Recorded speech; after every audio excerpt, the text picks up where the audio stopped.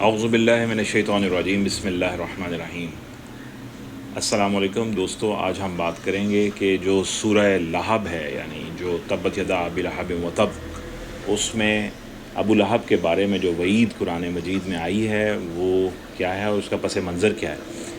ابو لہب جو ہے، کوہ صفا پہ جو پہلی دعوت رسول اکرم صلی اللہ علیہ وسلم نے دی تھی اور اس پہ تمام عرب کو مدعو کیا تھا اور وہ سب آئے تھے، اور آپ صلی اللہ علیہ وسلم نے جب یہ فرمایا کہ اگر میں یہ کہوں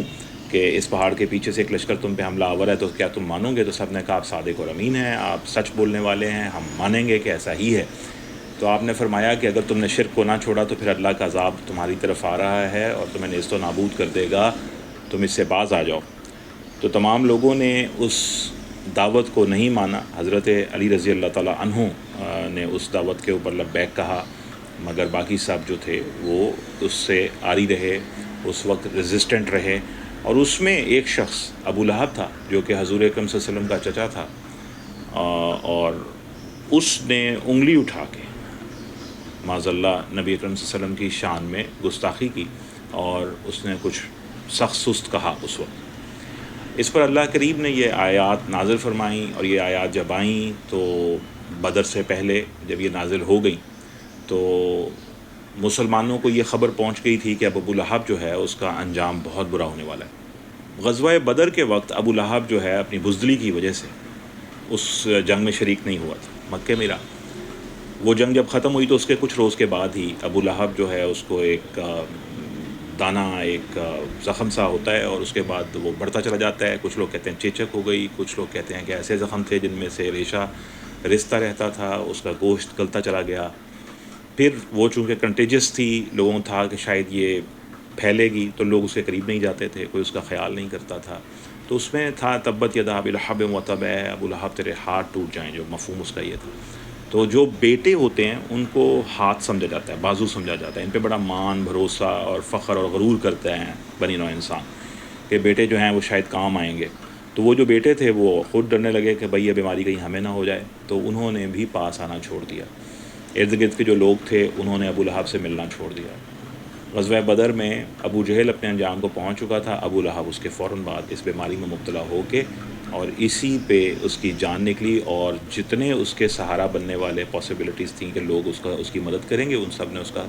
ساتھ چھوڑ دیا، اسے چھوڑ کر دور ہو گئے۔ اس کے بعد اس کے بیٹوں نے جب 3 دن تک اس کی لاش کو کسی نے نہیں چھوا اور وہ اسی طرح پڑا رہا، تو پھر کچھ حبشی غلاموں کو بلایا گیا، جب لوگوں نے ان کو تانے دیے کہ تم اپنے باپ کے ساتھ کیا کر رہے ہو،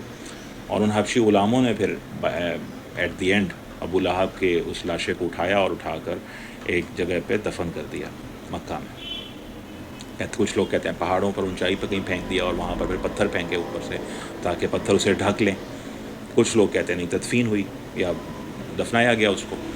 خیر anyway، اس کے اوپر تو تضاد ہے، لیکن یہ بات پکی کہ اللہ نے جو فرمایا تھا اور جو خبر صحابہ کرام تک، اللہ کے رسول صلی اللہ علیہ وسلم کے ساتھیوں تک پہنچی تھی کہ اس کے ہاتھ ٹوٹیں گے، اور وہی بات ہوئی کہ نہ اس کا مال اس کے کام آیا، نہ اس کے بیٹے اس کے کام آئے۔ ابو لہب جو ہے اس کے بارے میں کہا جاتا ہے کہ خانہ کعبہ کا جو اندر جو بیت المال ہوتا تھا، یا جو وہاں پہ مال ہوتا تھا مساکین اور غرباء کے اوپر خرچ کرنے والا، وہ اس کا ہیڈ تھا۔ اس کی سربراہی میں وہ مال جمع ہوتا تھا، جس میں سے زیادہ تر مال وہ خود اپنے خرچوں پر اور اپنی عیاشی پہ صرف کر لیتا تھا، اور جو غریب اور مساکین ہیں ان تک وہ مال نہیں پہنچتا تھا۔ رسول اللہ صلی اللہ علیہ وسلم کی دعوت کے بعد اس کو ایسا محسوس ہوا کہ جس طرح کے یہ شخص ہیں، یہ صادق اور امین ہیں، اگر اس طرح ان کی سرداری، ان کی سربراہی دین کی شکل میں مان لی گئی تو اس سے سب سے بڑا نقصان یہ ہوگا کہ یہ جو ہمارے عہدے ہیں یہ ہمارے ہاتھ سے نکل جائیں گے، چاہے وہ ابو جہل ہو یا ابو لہب۔ تو ابو جہل اپنے بتوں کی لیے کھڑا ہو گیا کہ بھئی جو ٹریڈ ہوتی ہے رک جائے گی، اور ابو لہب جو ہے اس بیت المال کے پیسے پہ عاشق ہو گیا کہ یہ کہیں ہمارے ہاتھ سے نہ جاتا رہے، اور محمد رسول اللہ صلی اللہ علیہ وسلم کی سربراہی اگر ہم نے مان لی، اور ان کی صداقت اور امانت کو دیکھتے ہوئے یہ فیصلہ کرنا مشکل نہیں تھا کہ یہ اس طرح کے تمام امور جو تھے وہ بند ہو جانے تھے۔ تو سمجھنے اور سوچنے والی بات یہ کہ یہ جو بیٹے ہوتے ہیں ان کے اوپر بہت فخر اور غرور نہیں کرنا چاہیے۔ یہ اللہ تعالیٰ کا مال ہوتے ہیں، اللہ تعالیٰ کی عطا ہوتے ہیں، ان پر عاجزی کے ساتھ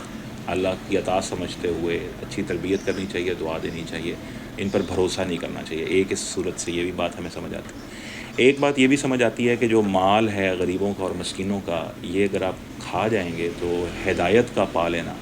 یا ہدایت کا مل جانا یا ہدایت پہ چلنا جو ہے وہ مشکل ہوتا چلا جائے گا اور شاید ممکن نہ ہو پائے۔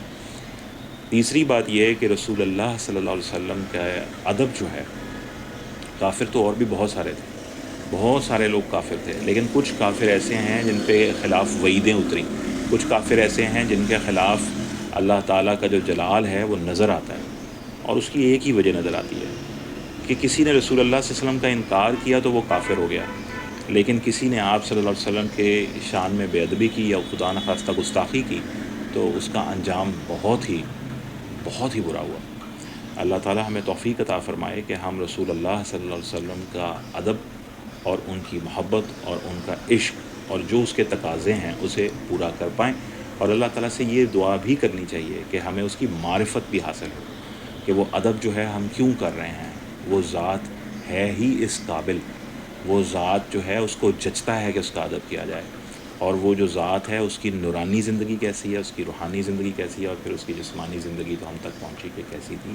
تو رسول اکرم صلی اللہ علیہ وسلم کی نورانی زندگی، روحانی زندگی اور جسمانی زندگی سب کے ساتھ تعلق بنائیے۔ آپ صلی اللہ علیہ وسلم کا سچا ادب اور محبت جو ہے وہ اللہ تعالیٰ سے طلب کیجیے، اور اس کی معرفت بھی ساتھ طلب کیجیے۔ اللہ تعالیٰ آپ پر احسانات کرے اور مجھ پہ بھی احسان کرے کہ اللہ تعالیٰ ہمیں دین کی سمجھ دے، ہدایت پہ چلائے، اور حضور صلی اللہ علیہ وسلم کی محبت اور اطاعت دونوں عطا فرمائے۔ اپنا بہت خیال رکھیے گا۔ اسی طرح کی کسی اور بات کے ساتھ پھر حاضر ہوں گے۔ السلام علیکم۔